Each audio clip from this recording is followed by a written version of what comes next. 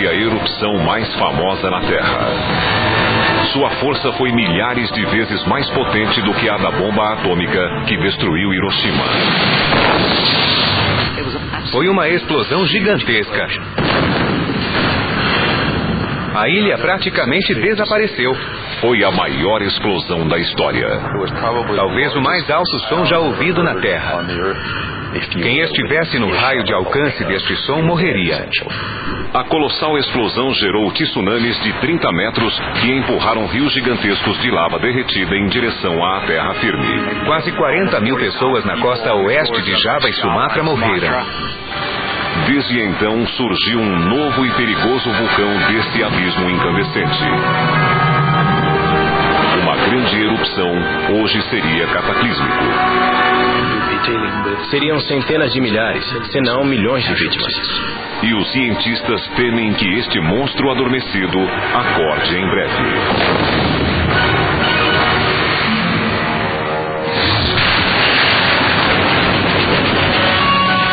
A vingança de Krakatoa em Mega Desastres.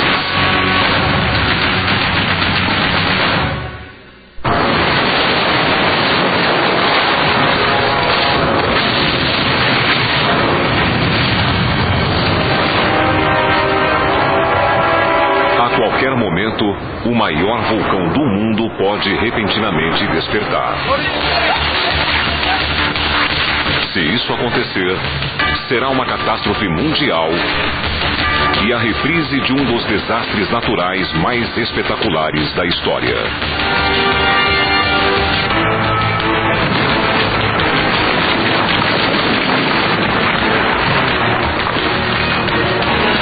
O ponto zero foi em um grupo de ilhas vulcânicas entre a Ásia e a Austrália, na atual Indonésia. Estavam situadas em uma passagem chamada Estreito de Sunda, entre as duas ilhas principais de Java e Sumatra. Hoje, o arquipélago tem o nome de Krakatau, mas é lembrado pela história como Krakatoa. O arquipélago foi subitamente destruído por uma enorme explosão. O que restou foi um buraco no fundo do mar e 2/3 da ilha desapareceram. Este foi um desastre global, incomum e gigantesco. Em 1883, Krakatoa, então 3 vezes maior do que é hoje, tinha 4 quilômetros de comprimento e 9 quilômetros de largura. Possuía 3 saídas vulcânicas ou cones. O maior chamava-se Hakata. No meio estava o Danã e o último era o Perboatan. Os especialistas indicam a localização do Krakatoa como principal razão para que seja, até hoje, um dos vulcões mais perigosos do mundo. Ele está no centro do volátil arco vulcânico da Indonésia. O arco vulcânico da Indonésia é um dos mais ativos do mundo. Existem mais de 130 vulcões espalhados por 1.120 quilômetros. O arco vulcânico estende-se pelo território da Indonésia e invade o Pacífico ao longo de 2 placas continentais em constante movimento. Uma das grandes placas tectônicas da Terra faz pressão sobre outra, e nesse local turbulento são formados os vulcões. Este processo geofísico é chamado de subducção. O processo de formação dos vulcões é realmente simples. O leito do oceano sobre uma das placas tectônicas está encharcado. Quando estas rochas molhadas entram 100, 150 quilômetros para dentro da Terra, essa água faz com que as rochas quentes do centro da Terra derretam e as lavas subam, formando os vulcões. Grandes erupções são frequentes nesta parte do mundo. Alguns dos maiores vulcões da Terra estão localizados nesta região instável, incluindo Toba e Tambora, que irromperam pela última vez em 1815. Felizmente, estas imponentes montanhas estão localizadas em áreas remotas e pouco povoadas. Esse não era o caso do Krakatoa. O famoso vulcão localiza-se a apenas 50 quilômetros da costa de Sumatra e Java. Em 1883 moravam ali quase 500 mil pessoas. Java era uma próspera colônia holandesa e o eixo de uma rota de comércio que levava mercadorias, principalmente especiarias, da Ásia para as Américas e a Europa. Os holandeses possuíam um grande império comercial sediado em Batávia, atual Jacarta. Até hoje, há uma empresa de comércio na Holanda que usa a ilha Indonésia para produzir noz moscada, vendida exclusivamente para a Coca-Cola. Os moradores de Java ignoravam o perigo iminente. Acreditavam que o Krakatoa estivesse inativo, pois séculos haviam se passado desde a última erupção conhecida. Antes da erupção de 1883, a lava deve ter se acumulado por quilômetros embaixo do vulcão, no que chamamos de câmara de magma. Esse volume de magma, como uma piscina de rocha parcialmente derretida, vai crescendo, alimentado por mais rocha derretida vinda do fundo. Geralmente, por causa da pressão das rochas sobre ele, forma-se uma capa de magma cristalizado sobre tudo isso. O primeiro sinal do iminente desastre aconteceu em 9 de maio de 1883, quando um guarda de farol alertou sobre um terremoto. Ele estava na extremidade oeste de Java, aproximadamente 72 quilômetros ao sul-sudoeste do vulcão. Ele sentiu o chão tremer no meio da noite. Em seguida, houve o que ele chamou de um breve terremoto no ar, uma espécie de ventania que o golpeou rapidamente. Os moradores da costa ainda não sabiam, mas corriam risco de morte na rota de um vulcão que despertava. Ninguém percebeu que era o vulcão. Começou com barulhos e os pescadores da região relataram que a água estava fervendo e cheirava mal, e isso foi piorando ao longo do ano.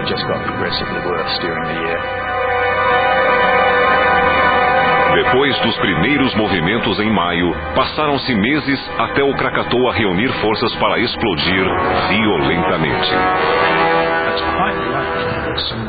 Provavelmente o magma muito quente das profundezas da Terra começou a subir pelo vulcão, entrou na câmara de magma, aumentou a pressão dentro dela e rompeu as rochas. Apesar desse redemoinho subterrâneo, os moradores de Batávia, a 145 quilômetros do vulcão, estavam tranquilos. Há uma carta de uma mulher dizendo que adorava assistir aos concertos de bar no Teatro de Batávia, mas não conseguia escutá-los bem porque o ruído do vulcão estremecia as janelas e atrapalhava o espetáculo. Era mais um incômodo que uma ameaça. Em 26 de agosto, após meses de explosões e pequenas erupções, o Krakatoa estava prestes a romper. Quando a lava pressionou para chegar à superfície, foi como abrir a tampa de um refrigerante. A pressão diminuiu, o gás fez bolhas tão violentamente que o magma explodiu. Após as 13 horas, o vulcão produziu um estrondo poderoso, liberando uma espessa coluna de fumaça preta, vapor, cinzas e detritos que subiu 27 mil metros, mais de 2 vezes a altura do Everest. Ninguém imaginou que aquilo fosse apenas o começo de algo realmente colossal. O Krakatoa iniciou o que os cientistas chamam de fase de erupção cataclísmica. A grande explosão estava para acontecer.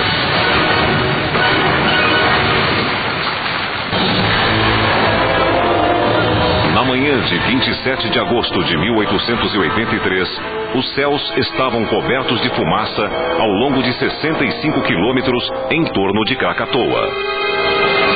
Uma nuvem de cinzas encobriu o estreito de Sunda e quase escondeu o sol. Todos acordaram pela manhã com a continuação da erupção que caracterizou o domingo. Grossos pilares de fumaça negra, barulho ensurdecedor, muitas chamas, muito fogo. O Krakatoa iniciava suas convulsões mortais.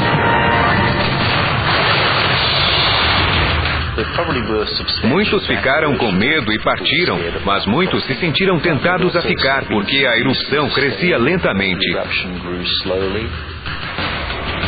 Dezenas de milhares de pessoas não deram atenção aos avisos e agora estavam na linha de fogo. A erupção piorou gradativamente, mas todos relutavam em partir. E hoje sabemos o resultado. Naquela manhã, a erupção culminou em uma série de explosões ruidosas, gigantescas e cataclísmicos. Quando acontecem explosões vigorosas ou alta pressão de magma, o vulcão projeta uma enorme nuvem de fumaça e quando ela atinge níveis elevados da atmosfera, fica supersônica e gera um som explosivo. O primeiro mega-estrondo foi gravado por acaso num gasômetro 145 quilômetros a leste. Apareceu como um pico de pressão no barômetro precisamente às 5 horas e 30 minutos da manhã.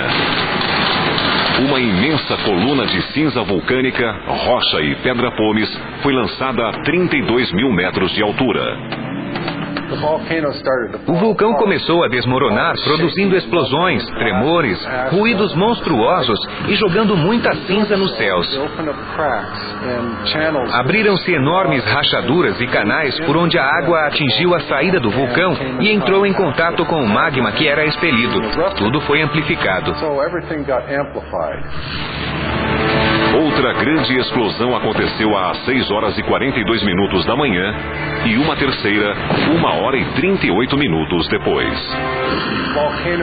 Este comportamento vulcânico é frequentemente comparado à potência de várias bombas nucleares explodindo simultaneamente. Precisamente às 10 horas e 2 minutos aconteceu a maior explosão de todas. Foi indiscutivelmente o som mais alto já gerado na superfície do planeta, pelo menos desde que a humanidade está na Terra. Quase todos os marinheiros que estavam a mais ou menos 15 quilômetros do vulcão tiveram os tímpanos perfurados e ficaram surdos. O som da quarta explosão viajou por um raio de quase 5 quilômetros. Seria como se uma explosão gigante em Nova York fosse ouvida claramente em São Francisco. É quase impensável, mas o Krakatoa foi dessa magnitude. A maior explosão já ouvida na Terra foi medida a 160 quilômetros e registrou 180 decibéis. As cinzas da explosão chegaram a Singapura, mais de 800 quilômetros ao norte, e às Ilhas Cocos, 1.120 quilômetros a sudoeste. Essas explosões, ao mesmo tempo, provocaram uma enorme pressão na Terra, um tsunami atmosférico. Esse é um exemplo dessa pressão que se alastra e viaja ao mundo diversas vezes. A colossal explosão lançou poeira, detritos e rocha derretida a mais de 30 mil metros na estratosfera. Quando a explosão estava no auge, havia um volume imenso de material suspenso no ar, formando nuvens a cerca de 9 mil metros de altura. Parte das cinzas expelidas é muito pesada para pairar no ar. Ao atingir a atmosfera, as cinzas e gases quentes caem em cascata pelas encostas do vulcão e vão desabar no mar.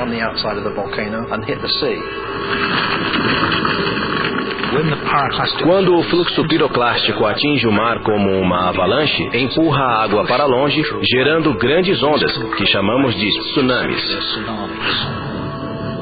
É como se fosse um amortecedor superaquecido. A água é vaporizada na interface e levanta a parte leve do fluxo piroclástico por toda a superfície.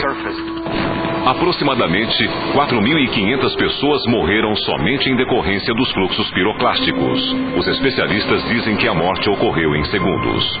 Um ser humano é incinerado quase instantaneamente quando atingido por um fluxo piroclástico. As ondas gigantescas surgindo do nada, as pessoas sem saber o que estava acontecendo, foi uma cena bíblica, aterrorizante. A carne cozinha a uma temperatura de 150 a 250 graus centígrados, enquanto os fluxos piroclásticos têm 600 a 700 graus centígrados. A primeira onda gigante atingiu a cidade de Telok Betong, ao sul de Sumatra. 5.000 pessoas morreram na hora. Ela alcançou entre 90 e 320 quilômetros por hora. Ninguém consegue escapar disso. A água entrou violentamente. Era inescapável. Cada explosão gigantesca do Krakatoa precipitava ondas cada vez maiores. Há relatos de ondas com mais de 30 metros de altura. Faróis e píeres de concreto foram arruinados. Um enorme farol de alvenaria de 45 metros de altura foi arrancado do alicerce. Locomotivas pesando toneladas foram arrancadas dos trilhos e esmagadas no oceano. O tsunami lançou um barco a vapor quilômetros para dentro do continente. O barco era de ferro. Foi pego pela onda e levado quilômetros continente adentro, carregado 4 quilômetros pelo vale de um rio e esmagado contra o chão da floresta. Todos os passageiros morreram. As ondas carregam tudo em direção ao continente, afogam as pessoas e em seguida puxam tudo de volta para o mar. Isso aconteceu 4 ou 5 vezes com o enorme tsunami que atingiu Sumatra e Java. O intervalo entre as ondas foi de 5 a 6 minutos. Então imagine uma onda de quase 10 metros de altura e outra igual 5 minutos depois. 10 mil pessoas morreram nas cidades javanesas de Merak e Taringi. As autoridades holandesas relataram acontecimentos horríveis. O poder das ondas derrubava pessoas como uma avalanche. A erupção do Krakatoa teve um final estarrecedor. Uma quinta e imensa explosão aconteceu às 10 horas e 55 da manhã. Em uma série de eventos geofísicos, chamados de colapso de caldeira, os 3 cones do Krakatoa cederam e desapareceram na câmara vazia onde estava o magma. A ilha praticamente desapareceu e, por alguns segundos, formou-se uma cratera gigante no mar. 2/3 da ilha desmoronaram o oceano adentro, provocando mais ondas assassinas. Menos de 2 horas depois da explosão final, uma muralha de águas negras atingiu a Batávia, no continente de Java, a 145 quilômetros. A onda gigante já não era tão forte e alta, mas mesmo assim causou enorme estrago e caos, matando dezenas de pessoas. As ondas foram muito longe, atravessaram o Oceano Índico, contornaram a África do Sul e foram registradas até no Atlântico Norte e em Liverpool. Quando a erupção do Krakatoa terminou, iniciou-se a avaliação dos prejuízos. Em torno de 165 vilas e cidades costeiras da Indonésia foram devastadas e pelo menos 36 mil pessoas perderam a vida. As vilas de ambos os lados foram destruídas. As notícias sobre a erupção cataclísmica do Krakatoa e suas consequências catastróficas chocaram o mundo inteiro. Foi a primeira grande catástrofe após a invenção dos telégrafos. Então, em menos de um dia, o mundo todo sabia. Foi o primeiro grande desastre conhecido pelo mundo moderno. E foram tantas vítimas, 36 mil mortos, um número inimaginável. O impacto global do primeiro mega desastre da modernidade havia apenas começado. Alguns meses depois, os céus ficaram vermelhos e amarelos em muitas partes do mundo. Em Londres, diziam que o lindo pôr do sol vulcânico viera do outro lado do mundo. Eles foram testemunhas oculares dos efeitos dessa erupção. As vastas nuvens vulcânicas, carregadas de ácido sulfúrico, causaram aberrações atmosféricas na Terra. No dia 12 de setembro de 1883, uma pálida lua verde foi vista em Madras, na Índia, a mais de 3 mil quilômetros. Raios de sol noturnos foram vistos em Yuma, no Arizona, em outubro. Quando o sol se põe, seus raios se refletem nessas camadas de aerosol, resultando numa intensa luz vermelha. A partir de então, os cientistas de todo o mundo vasculharam as ruínas e resquícios do Krakatoa, além dos registros históricos, para entender os fatos e suas causas. As descobertas sobre o mega desastre moderno mudaram a ciência para sempre. Vários ramos da ciência progrediram muito porque conseguiram associar os fenômenos ocorridos no mar, na atmosfera e na Terra a um evento vulcânico natural. Este é um mapa de onde a Pedra Pómez foi encontrada. Ela levou só um mês para cruzar o Índico e chegar à costa africana. Descobertas recentes de depósitos vulcânicos nas camadas de gelo da Groenlândia e Antártica levaram os pesquisadores a conclusões surpreendentes. Apesar da catastrófica erupção de 1883, outra muito maior ocorreu 1.300 anos antes. A explosão foi gigantesca, certamente uma das maiores erupções nos últimos 50 mil anos. Se David Keyes estiver certo, em 535 d.C. ocorreu uma supererupção do Krakatoa, e ele pode voltar a explodir. Mas desta vez, a catástrofe resultante pode aniquilar toda a civilização. A Real Sociedade e Academia de Ciências de Londres possui uma vasta coleção de informações sobre a erupção do Krakatoa em 1883. Ondas de ar fazem o gasômetro pulsar. Embora os cientistas saibam como a ilha vulcânica de Krakatoa se formou, são gravuras das fotos espetaculares que tiraram da erupção. O motivo da violenta erupção em 1883 permaneceu um mistério por quase 100 anos. A atividade durou 12 horas. Isso mesmo. Em 1979, Stephen Self e seu colega Michael Rampino embarcaram em uma expedição do Krakatoa. Eles encontraram evidências geológicas que explicam o mistério de Krakatoa. Visitamos todas as ilhas, coletamos amostras, seccionamos os depósitos de cinzas, os depósitos piroclásticos e fizemos uma interpretação da erupção. Self rapidamente supôs que o Krakatoa era um exemplo clássico do mais perigoso tipo de vulcão, o caldeirão ou caldeira em espanhol. O caldeirão é basicamente uma imensa cratera, uma reentrância em formato de tigela deixada pela última erupção. É também a indicação do tamanho potencial da próxima erupção. A área do caldeirão delineia a forma e o tamanho da câmara de magma sob o vulcão. Quanto maior o caldeirão, mais magma ele pode coletar de baixo. O caldeirão deixado pela erupção do Krakatoa de 1883 tem incríveis 7 quilômetros de diâmetro. Uma evidência geológica indica que a erupção de 1883 não foi a primeira grande erupção desse perigosíssimo vulcão. Ela foi resultado de mais de 1 milhão de anos de atividade vulcânica. O primeiro registro humano de uma erupção do Krakatoa está no Livro dos Reis javanês. Este texto sagrado da Indonésia descreve uma enorme explosão no Estreito de Sunda em 416 d.C. De acordo com o relato, ela dividiu o continente nas duas ilhas de Java e Sumatra. Até hoje, os geólogos não encontraram evidência física de uma grande erupção do Krakatoa em 416.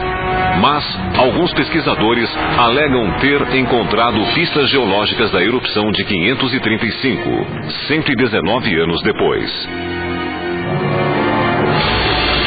Eles acreditam que o texto do livro sagrado se refere à explosão de 535 depois de Cristo.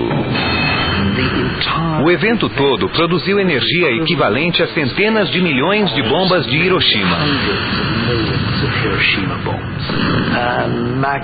Uma fonte de magma teria se projetado a 50 mil metros de altura. 100 mil quilômetros cúbicos de minúsculos cristais de gelo teriam se espalhado e começado a refletir a luz do Sol de volta ao espaço, resfriando todo o planeta. Keyes presumiu que a supererupção ocorreu em 535 com base em relatos literários feitos no mundo todo no século VI. Sabemos através de relatos históricos que aconteceu um grave problema climático dessa magnitude no século VI. Dizem especificamente que o Sol foi parcialmente bloqueado. um historiador da Europa do século VI escreveu que o Sol tornou-se escuro e sua escuridão durou 18 meses. Kiss acredita que esta supererupção do Krakatoa desencadeou um desastre climático global que resultou em fome, guerra e peste. Primeiro, as colheitas foram destruídas. Os recursos eram disputados por causa da escassez de alimentos. Houve guerras que, por sua vez, geraram doenças. Em seguida, aconteceu uma enorme pandemia de peste que matou até mais pessoas do que a própria erupção. No Laboratório Nacional de Los Alamos, no Novo México, o vulcanólogo Ken Walletz procurou evidência científica para amparar a teoria da supererupção de 535. Kiss reuniu muitos dados sobre anéis de crescimento de árvores, cilindros de gelo e depósitos lacustres do mundo todo. A resposta está nos cilindros de gelo da Groenlândia e Antártica, chamados pelos cientistas de arquivo. Como os anéis das árvores, cada camada de gelo corresponde ao ano em que foi depositada. A análise cuidadosa permitiu aos cientistas datar cada camada do arquivo. Quanto mais profunda, mais antiga. Os vulcões geralmente surgem onde há concentração de ácido sulfúrico e onde houve uma grande erupção. Basta contar as camadas para saber a data em que ocorreu. Encontramos a marca de ácido em 535, durante o projeto da Groenlândia. Também foram encontradas marcas de ácido nos cilindros de gelo da Antártica.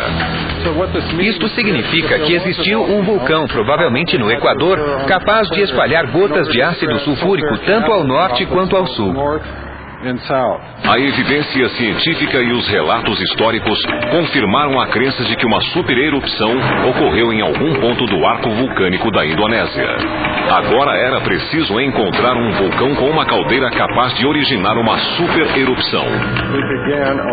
Começamos buscando uma causa e encontramos um provável culpado, um vulcão em formação, justamente onde está o Krakatoa.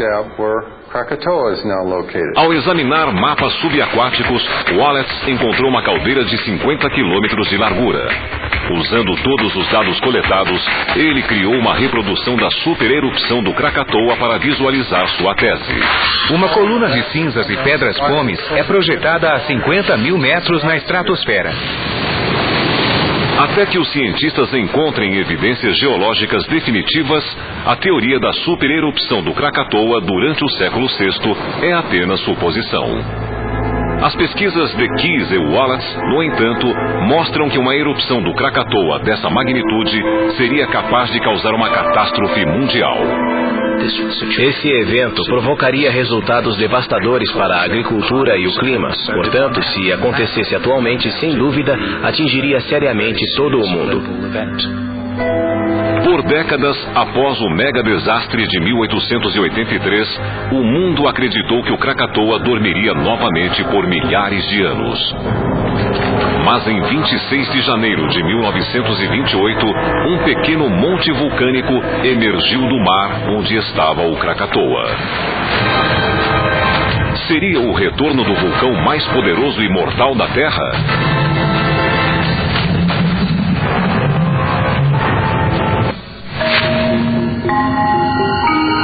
Em 29 de junho de 1927, pescadores indonésios navegavam entre as 3 ilhas que restaram da apavorante erupção do Krakatoa em 1883. Pescavam nas águas férteis quando notaram borbulhas na água. Subitamente, de dentro do mar, veio a erupção de fumaça, vapor e chamas. A visão das chamas vindas do mar lembrava o inferno. A erupção durou um bom tempo e logo em seguida surgiu uma cobertura de terra negra sobre a superfície da água, que foi levada pelas ondas e correntezas. Em menos de 6 meses, uma ilha de 3 metros de altura e 180 metros de extensão apareceu acima do nível do mar.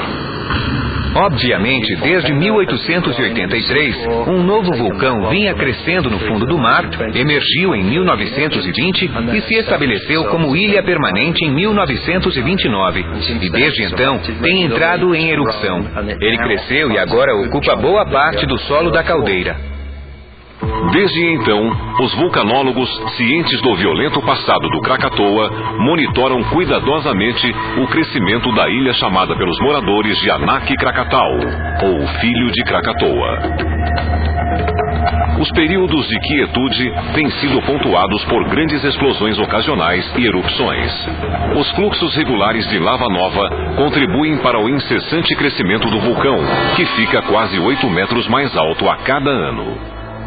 Uma vez formado, o Anak Krakatau tornou-se uma lembrança ameaçadora do que ocorreu em 1883 e do que pode acontecer novamente.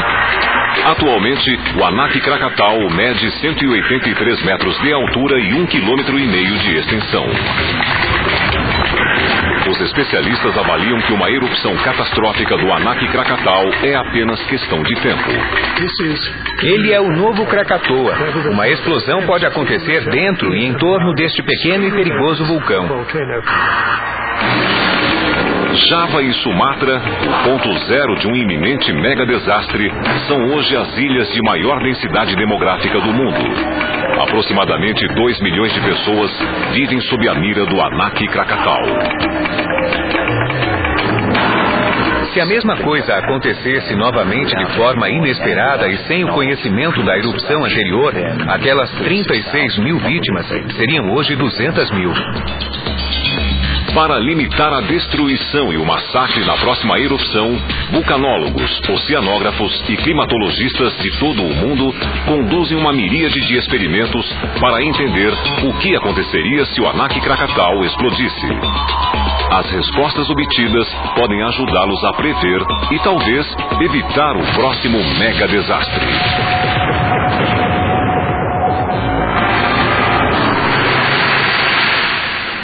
No Laboratório de Pesquisas de Ondas Hinsdale, na Universidade Estadual de Oregon, o especialista em tsunamis, Herman Fritz, conduz uma experiência inédita para avaliar a destruição que uma nova erupção do Krakatoa causaria. Este é o maior tanque de tsunamis do mundo e o único projetado exclusivamente para estudar o fenômeno. Podemos estudar as ondas gigantes em grande escala em laboratório. Fritz acredita que esse experimento em escala reproduzirá exatamente o que aconteceu em 1883 na erupção do Krakatoa. Dentro da piscina de ondas, instalamos uma avalanche geradora de tsunamis que está atrás de mim. Cascalho. Vamos encher o gerador de avalanche com massa de rocha e cascalho para produzir o colapso da ilha vulcânica. O gerador de avalanche é cuidadosamente carregado com quase 1,5 toneladas de cascalho. Esse experimento reproduz a erupção de 1883 em escala de 1:30. A piscina tem 1,5 metro de profundidade, representando os 45 metros da profundidade do Estreito de Sunda. Câmeras e computadores registram o impacto e as ondas geradas pelo colapso do vulcão. Estas cruzes são usadas para calibrar as câmaras de alta resolução para filmar a velocidade na encosta. Atiramos algumas partículas para registrar os movimentos na superfície da água. Pare aí! O gerador de avalanches é ligado. Você está pronto? Estou pronto. Chuck, está pronto? Estou. Todos liguem suas câmeras. Vou acionar agora.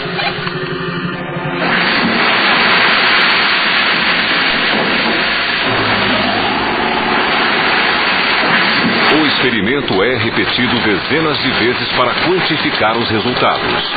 Uma onda gigante varre a ilha mais próxima, destruindo todas as construções e aniquilando qualquer ser vivo no local.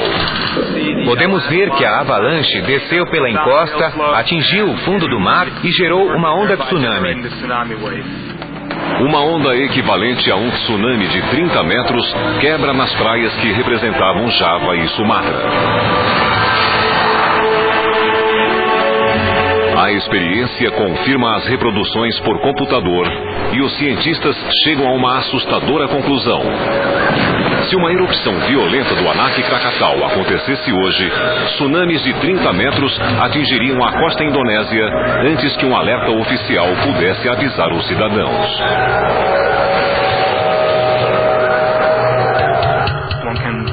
É possível reduzir o número de vítimas drasticamente, instruindo a população desses locais onde há pouquíssimo tempo de aviso, às vezes menos de uma hora. O primeiro aviso oficial sobre a chegada de um tsunami virá do Centro de Alerta de Tsunamis do Pacífico, no Havaí, a 9.000 quilômetros de distância. O primeiro indício de um grande terremoto ou até de uma erupção são os abalos sísmicos. Se não houver sensores próximos ao vulcão, é impossível saber o que acontece. Se demorar 15 minutos para avisar as pessoas do Estreito de Sunda sobre o Krakatau, o alerta será feito aos mortos. A história e a ciência já mostraram que o impacto devastador de uma grande erupção não seria limitado ao Estreito de Sunda.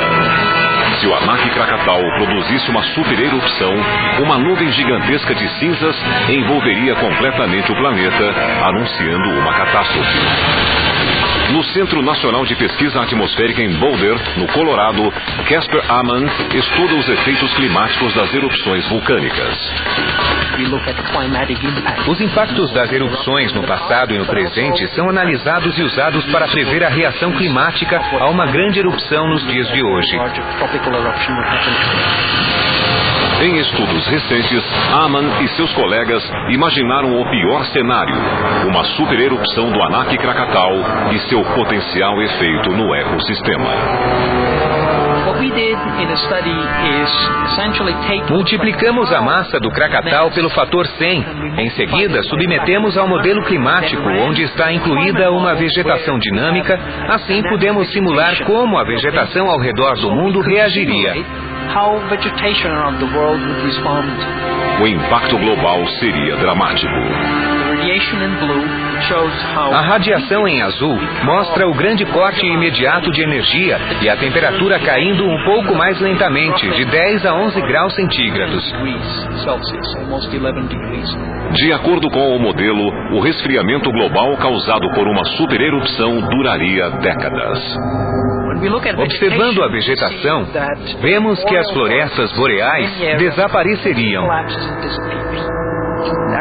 A produção agrícola cairia para zero e permaneceria assim por muitos anos. É muito difícil imaginar como lidaríamos com isso. Hoje, um vulcão perigosamente ativo chamado Anak Krakatau ocupa o lugar do mais famoso vulcão da Terra, o Krakatoa.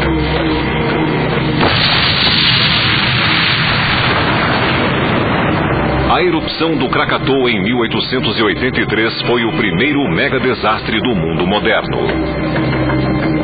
Resultou em 36 mil mortos e destruiu centenas de vilas e cidades por toda a costa de Java e Sumatra, na Indonésia moderna. Se uma grande erupção acontecesse nos dias de hoje, 2 milhões de pessoas dessa região morreriam. Inicialmente, seria como ocorreu com o Krakatoa em 1883. O chão tremeria, ele emanaria ruídos ameaçadores, cuspiria cinzas, vapor e gás. Um terremoto será o primeiro sinal de um iminente mega desastre global. Marés altas serão registradas em Jakarta e no litoral de Java. Infelizmente, os terremotos são rotineiros na Indonésia e a maioria dos habitantes prefere esperar. Espera-se que as autoridades indonésias, habituadas aos vulcões, ordenem a evacuação da população, mas ninguém obedecerá.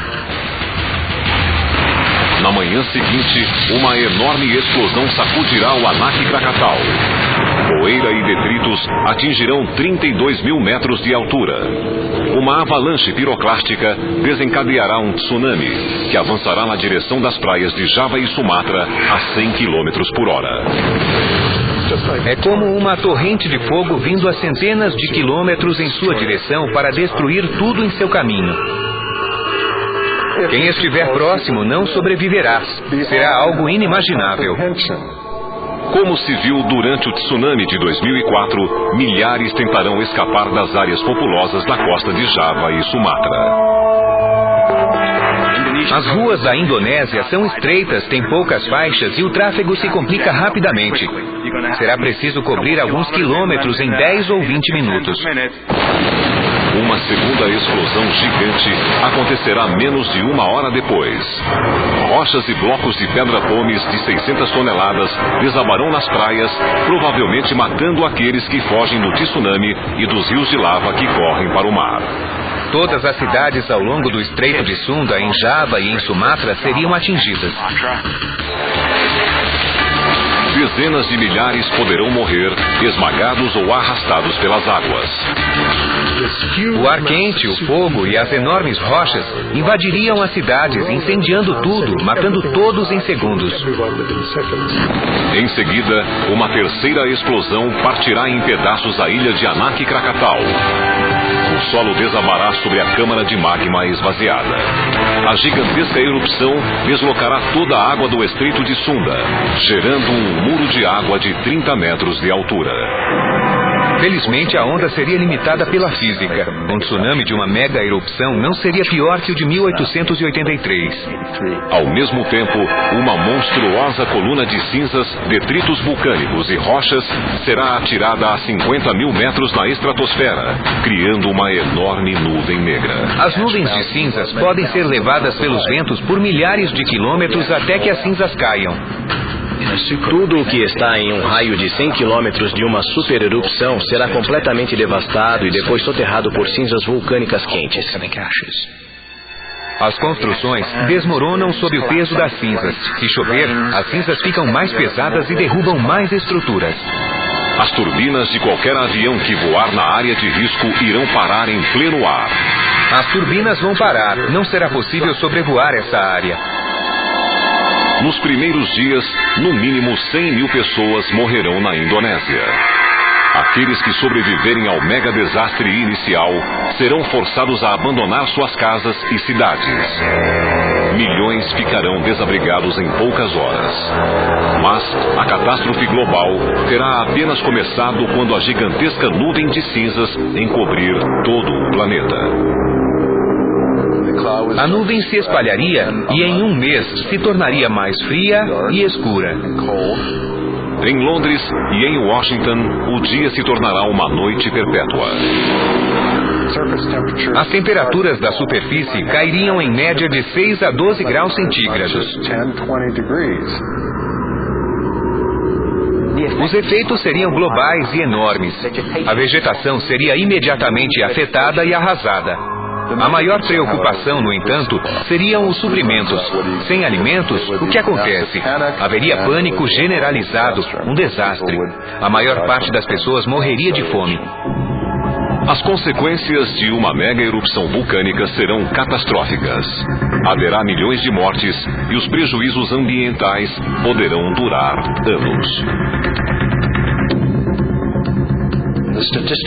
As chances de isso se repetir em 10 ou 100 anos são muito pequenas, mas sempre há uma pequena chance de algo dessa proporção ocorrer. A maioria dos cientistas acredita que levará milhares de anos para que o Anak Krakatau represe volume de magma suficiente para gerar uma supererupção. Mas um evento como o que destruiu o Krakatoa em 1883 ainda é uma possibilidade assustadora. O vulcão entrará em erupção novamente, a questão é quando. Não há mais dúvidas de que será um sério desastre global. Será uma catástrofe de dimensões inacreditáveis. Nós sobreviveremos, mas o mundo não será mais o mesmo.